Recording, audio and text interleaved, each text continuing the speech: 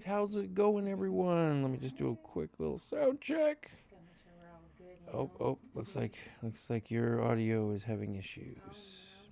Oh no. No. No, it's the 15. That one should be. Why am I missing a microphone? They should all be plugged in. Okay, and then we have both. 1 second for technical difficulties. This one's yours here. Let me plug that in and out there. It's just not a live show without some sort of technical difficulties. Where are you? Huh. Why are we not? Because mine's plugged in. I'm gonna put it on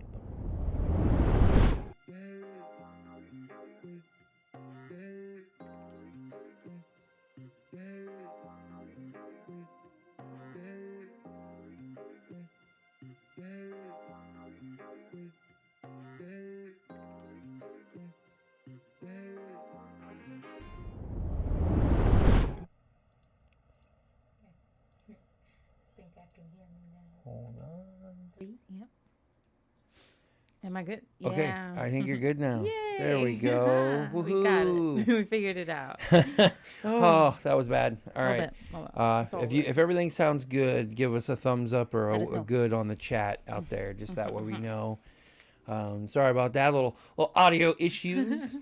It's just, not an episode without some kind of problem. Yeah. But welcome again to the second episode of You Heard It From Us, our little live talk show we have going on where we answer questions from both my players, from our fans, from our watchers, and just from randos who have any kind of questions about nerdy culture, nerdy life, and anything, especially like hot takes and stories and horror drama and all that fun stuff. I'm down. Let's do this. As always, I'm DM Eguile. And I'm DnDWife. We currently we run our own homebrew campaign. I as the dungeon master, my wife over here as a player as well. We've been running campaigns now for almost 8 years together, which has been super fun. So we've had our our bits of experiences starting from all the way at the bottom to going to becoming something much larger than we ever thought we'd become. But yeah. So as always, we kind of just roll with the punches. If you have any questions out there, if you're watching, please just throw them out there. They come out and we will answer any question within reason, usually within the topics of nerdy culture, Dungeons and Dragons, video games, and that. We can't solve all of the world's crisis or answer every kind of question out there. Not what we're here for. But we do appreciate any interaction, any questions as well. And if you like what you see or you want to hear us more, give us a follow. Head on over to our Discord, join there, have your questions preloaded so we might actually can give really deep dive questions.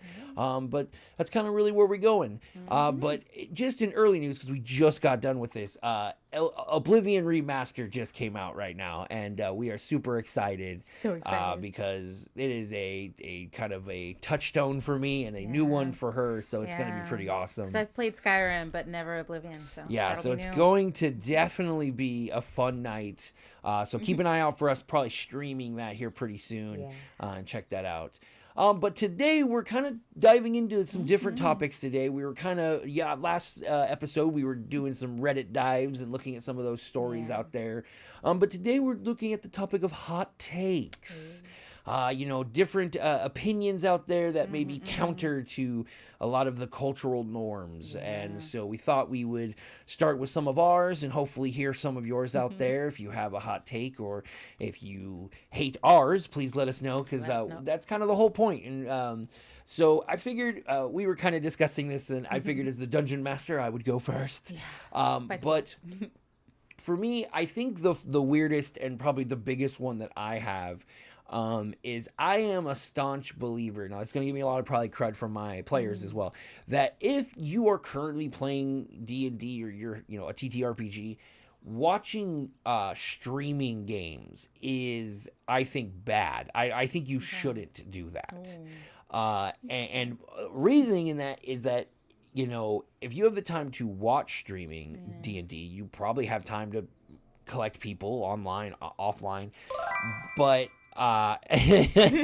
Yeah, we kind of figured Yeah. at length that Thomas would be playing it already. Yep. But my thing is like, so with all the streaming services and all the like live play, I guess is the better way to refer to it. I think it kind of hampers your play a little bit. I think as a dungeon master and a player, I think that if you are actively playing, don't watch those things.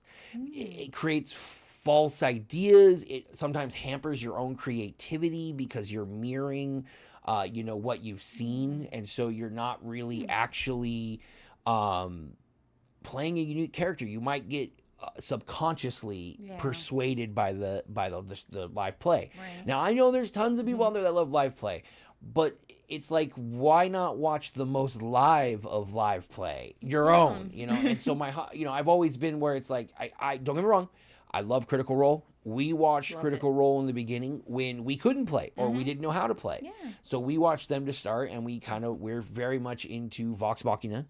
I mean, we have a whole wall. We're trying to get them signed. So good. But yeah, it was more of, once we started playing, there was no point to watch. It was, let's just go play. But I do know that there's some, diehard fandoms, and I do know, with some of my players, they eat any kind of D&D anything. So, if they find a live play that happens to match their aesthetic, they're going to get it because they just want D&D. But to me, I'm like, hey, save that for your games. If you're constantly surrounded by Dungeons and Dragons and stories and narratives, it kind of muddles your own play. Yeah, I can see where it can start blurring together. That's a little tough.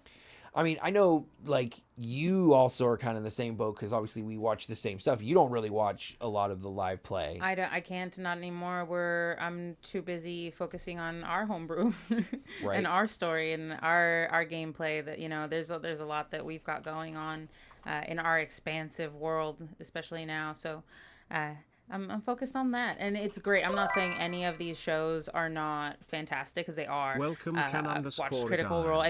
We even watched a little bit of Mighty Nine and a little bit of the third campaign. But frankly, all it did is make me want to play my own campaign.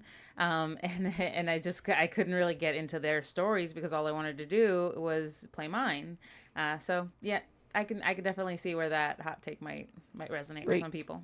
Not only that, but like, especially some of the more unique ones, I think also cause to me. True. I guess the thing I really am like spiking on is like the Mercer effect garbage that a lot of DMs kind of suffer from, and players too, right? Like, and that's kind of like that whole basis of it, where it's like, hey, you know what doesn't cause that to happen? You not watching 1,001 hours of Matt Mercer being the most amazing dungeon master in the history of dungeon masters. Yeah. And that's going to automatically dilute anything you think about the game. Yeah.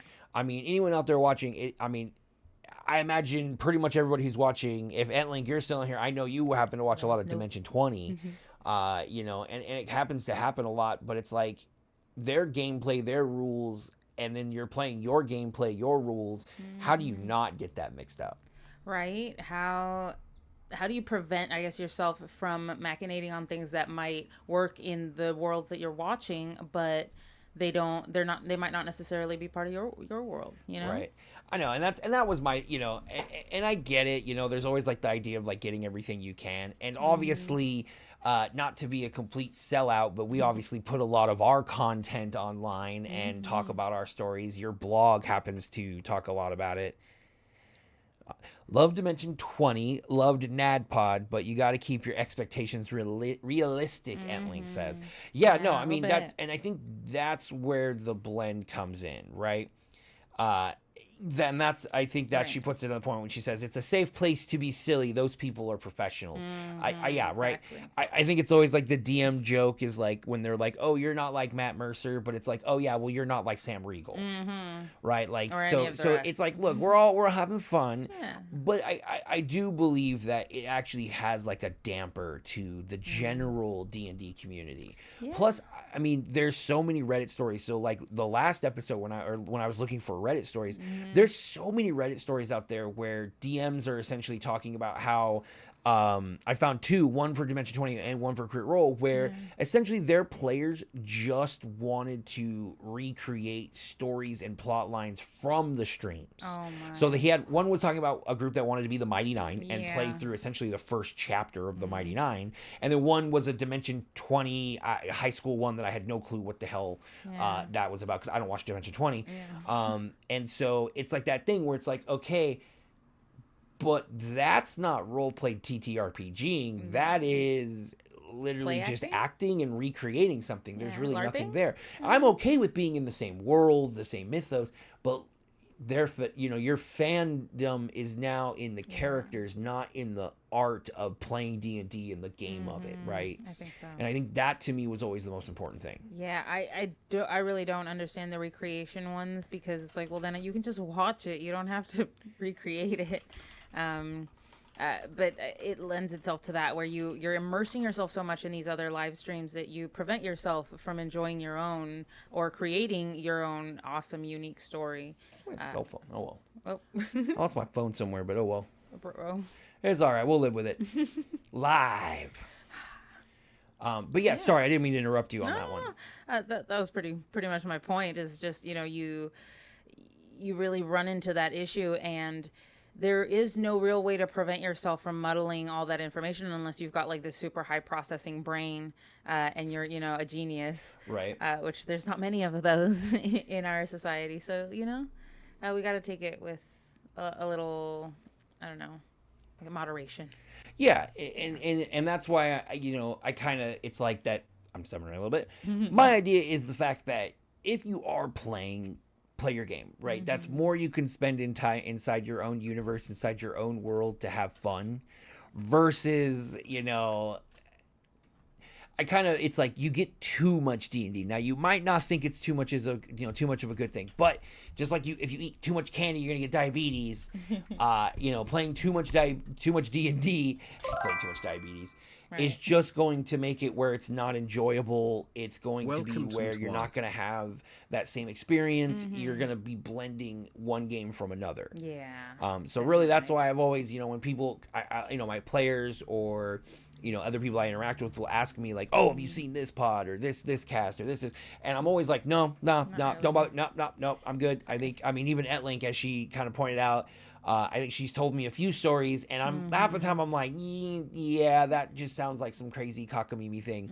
But that's kind of D&D, right? Like every table is so unique and different that it's expected. But if you're trying to be everyone else or you're trying to watch that, it's just problem. Yeah, right. That's the point right there, is that she's saying, Etlink says, or like listening to the same song too much in a short amount of time. Yeah, you can burn out, and eventually you don't want to listen to that same song over and over. Yeah, I don't know how you don't do that with how much you listen to your K-pop songs. I have them on a rotation. There's a bunch of songs, so I don't get tired of them. Gotcha. But that was, essentially my hot take. I mean, it's not the hottest of things, because obviously I'm not saying quit everything. It's just, be aware of these things that kind of influence you and kind of, can sway your game and make you maybe not have as much enjoyment as you could. Yeah, definitely. But how about, I gave mine. What's yours? I don't know if this is a hot take necessarily, but annoyance. I don't think digital dice are real dice. I just don't. Yeah, you're a big hater on digital dice. I don't like it. I've tried it. I don't like it. I think it takes the fun out of it, one. I think that, two, they're not necessarily as random as we like to think computers are, because computers follow a code and a pattern by nature. Even if it is made to seem random, it still has some sort of mechanism to control that. So I just, I'm not a coder. I don't know. I might get it wrong. It might be totally random, but I just don't trust it. I prefer solid dice. And that's where my pixel dice come in, that I waited 3 years to get from Kickstarter. Oh, it took forever. The medium of in between digital and real, and digital and fake, right? They're really cool, and they didn't pay me or anything for this. I just really like them. They're awesome. I wish. Right, but if you look at, like, I'm holding them up right here in front of my camera. Look at that. It's gonna light up. Woo! Look at that. That's like an infinity stone right there. A little more to the right. Yeah, there we go. Right there. That thing glows. And it's just so cool, and you can connect it to any of the I was wondering if the gyroid dice. Yeah, I don't know. I had brought up to DnDWife that about you and Veronis kind of coming at and asking about those other dice. I mean, it's about the math is where I look at it. So if the math is mathing, I'm okay with it. If it turns out to be more probably or like better probabilistically, I don't know if that's a word. But if it's better that way, then yeah. They just look kind of goofy to me, and that's the only thing, you know. And I guess with new things, it's always, you know, reluctant to look at it. But yeah, yeah, I mean, you know, I think that is the thing with dice as well. It's like we run the entire game off of it, but like a lot of our dice are crappy or weighted or just manufacturally bad. Yep. I think our table last session actually was having a discussion about how to balance a dice and how to see if it's truly correct. Yeah. And it's like, I think if you actually went and did that to most of your dice, you're probably going to get a little like shocked with how much of like your dice probably are weighted bad. Yeah, or just like a little off, you know, not quite as complete as you would expect. The reason I like Pixel Dice is because they started off with Kickstarter, and they've been doing consistent updates on not just like the sale and the distribution, but the actual production of the dice and how to make them not weighted to like perfectly balanced. They made sure that the mechanism that lights up inside that tracks everything is balanced as well within the die, so that it's all still functional as a die. They went through like a huge trial and error for it. You've got gyroid dice in the mail? Oh, that's dope. Yeah. Yeah, I've seen pros and cons. I did see something. Etling says she's seen that half the Amazon dice don't have the one opposite of the 20. Yeah. Now, I've seen some where mathematically, I guess it's supposed to not necessarily always be that way. But I haven't really seen the information on that one. So it's like, I as a dungeon master have strict rules on dice because I don't like a lot of the goofy specialty dice.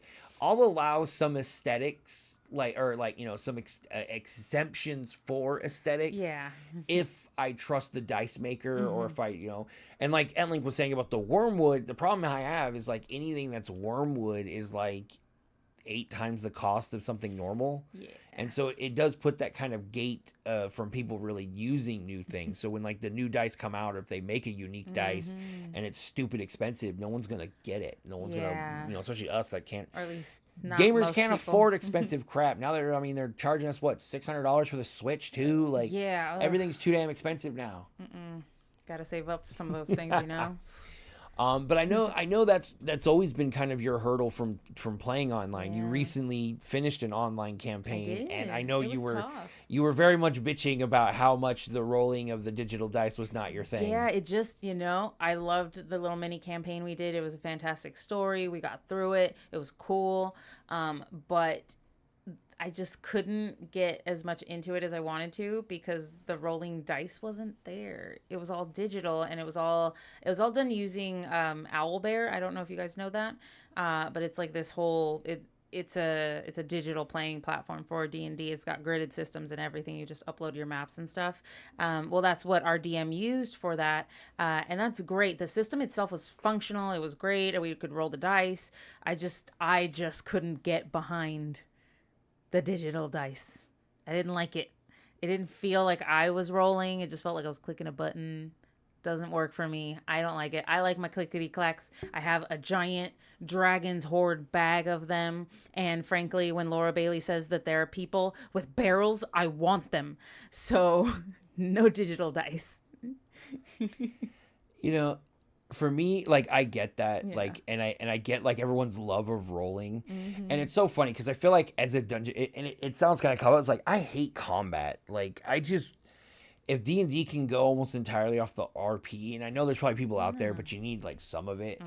I just don't think there's just a cool way yet for either that doesn't require just a massive amounts of dice or just no dice at all. Yeah, people are experimenting with various systems trying to reduce the amount of dice that you need. But it always ends up kind of compounding because you need dice for certain things, and then it's like, oh well, we need them for those more things. It's like, oh well, these are other skills that also need dice, and it just starts growing from there. So gotcha. I just like them. Right.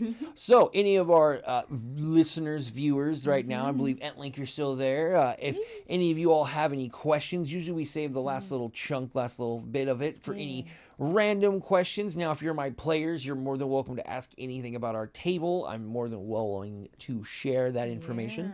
But be aware of spoilers. That's your own choice, as we always have this kind of fun time. So if you're here, you have any questions, please shoot them out. But really, I think my last little kind of, take, like I was saying, is just like, I think it's better to not do combat in low ranked D&D. Like, if you're starting out, if you're new, I don't like combat. I think when I'm playing, and as I've been playing, every time that I lose my players, I think the most is in combat. Okay. Right? Like, and it's so funny because the system's built around like, oh, I got all these spells and I got all these abilities and these magic attacks and this and that. But half the time, because of saving abilities, managing things, you don't actually use those things because you're waiting for, you're always waiting for combat, right? You're waiting for like, oh, I got to keep this because of combat. I might get into a battle. And I feel like it holds things up. My sessions that go on where there isn't combat or like a large scale, like where minis are coming out, stuff's doing, I feel like flow better. Like they just roll better. My players are more engaged and stuff like that. Now I know there's going to be diehards that are going to be that if they watch this video, they're going to be like, "How dare you take out the essential part of Dungeons and Dragons?" I don't know if 5e has really, or any kind of tabletop, to be able to really to make combat with like what we get from video games and stuff like that. It's always kind of now set the bar too high. Entling says, I'm also happy that our table loves the RP. I think there's a good balance. Yeah, in our table, there's mostly, what's going on with your... my camera just went all... You're getting all fuzzy there. Let me get you a reset here. Yeah, sorry I interrupted your wonderful monologue.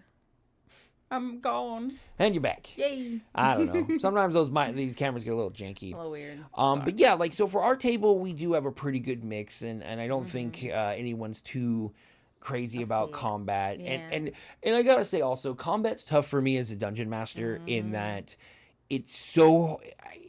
I feel like also, this probably could be a little bit of self-reflection on my part too, is that I have a hard time balancing like the RP with the combat, right? So because of the mechanics and you're figuring things out, like it just feels like, okay, there's the bad guy, silent, as we're trying to be like, all right, this person hits, this person misses, you do this, you do that, okay, this person, oh, I forgot like these guys. And so then the story gets kind of lost. And so, and I feel bad because it leaves it to my players to kind of do the extra work of being like, okay, so we kind of imagine like, oh, the person was probably like, haha, you can't get me, because I kind of forget. But to me, without like the grandiose battles, that's not going to tie a dungeon master down, especially if you're new to this. Like, take the battles out of it. I know it sounds crazy, but just take the battles away and just make it role play. And, it's a lot easier, I think, for DMs to literally have players lose their life during the early parts of a campaign during combat when you might not be intending for that to occur yet. Right. That might not necessarily be where you're trying to go, but a wolf takes down one of your dudes and that's it. Just died to a wolf in the middle of a forest. Right. And I think it also is like the whole thing too is that it doesn't take away the threat of D&D. No. I mean, how many times have you guys lost a character or been downed not in combat? Yeah, there have been plenty of times, traps, different potions or something sitting out that we just decide to try or touch because we're curious. So it doesn't always have to occur during combat. I hate my bangs. Yeah, I have that same problem too. So bad. Make sure they don't get in my face. But right, like it can just get a little tough. So I think I prefer not fighting in the early levels. I definitely agree with that. Yeah, as a player. And again, I think it kind of helps because there's so much focus in, especially like we play Dungeons and Dragons 5th point, 2.5. Like we don't really play 1.5, but I think there's so much focus on the combat aspect of like character creation and worrying and build and all this that you kind of miss the ideas that allow you to have more fun in the world. You know, so I have a side story that I'm building right now where it's going to be mostly RP based, and you know, I specifically told my players, like, make sure you have these good skills in various different skills. So that way you're not just one trick ponies, or you're going to, or actually, sorry, excuse me, the opposite, that you need to be focused. That if you're everything, you're not going to be as good as you need to be. But this is going to have them think outside the box rather than being like, okay, I need to make sure I have this much HP because I needed battle, I'm combat, let me have the best spells. They can take the spells that normally they never use. I mean, this could be where like Arcane Lock is being used more offensively and mechanically because they don't have to worry about combat. They can like sit there and do it. Where someone might yell and say, "Oh, well, you have to have combat. How are you going to get experience? How are you going to have your characters grow?" Dude, there's so many ways for your characters to grow in that kind of environment. And Milestone has kind of gotten rid of that necessity for combat to be the only way that you level up. XP, sure, you need to rack up those certain But who says things. You can't get XP from like talking to a vendor and swindling them out of goods or unlocking something? Entlink has question for both of us. First impressions of people's side story characters since we had our session 0. Okay. All right. So those of you who are watching, as we have a side story that we are getting ready to start, which we will be discussing in a later podcast to kind of show and tell. It's made by this great company that makes these story boxes. Super cool. And so we do have a few unique characters. I think, well, I mean, the way to put it is I got my RP people, so I'm always interested to see with our slime person with the French accent. It will definitely be something that'll be interested to see how that character plays out. But really, the biggest thing that I think with all of them is that everyone's really going very unique this time around. Very much so. I think we're all stepping out of our comfort zones. We're trying new things, I think, because we feel more comfortable. So, well, you're an actual player, so obviously you're part of this a little deeper. What are your first impressions of the side characters? I think it's going to be really cool to see where everyone goes in the story, and the fact that we're not all part of one faction, that we all kind of get to spread out and do our own thing, and it's not just, we could get to all be on the same side, makes it a little more intriguing. I'm excited to see where it goes. I think for me, when it comes to the side characters, it's going to be more of like how these teams play out. I think it's going to be more interesting for me to see, because we're seeing a nice reshuffling of kind of the partnerships. Like there's always partnerships in D&D, right? And so having different people move around and become different buddies and different play, because obviously, like us, we do long-term campaigns. So if you have a character, say, that don't get along with each other, yeah, you could become friends eventually, but you know it's probably going to take a while. You're going to have that antagonistic relationship. Now, with ours, we're seeing kind of people who were maybe not so paired up are now paired up, and others, and I didn't do this. It just happened randomly. So I think it really fits into that aesthetic of our kind of chaos when it comes to playing D&D. Very much so. I think those kinds of opportunities, they lead to those opportunities, right? So, yeah, I'm interested to see how people of different factions might work together, just because I know, based on some of my backstory, right, that, you know, there are certain people that may work with certain people, trying not to give too much away. So we'll see. Right. I'm looking forward to the intrigue part of it.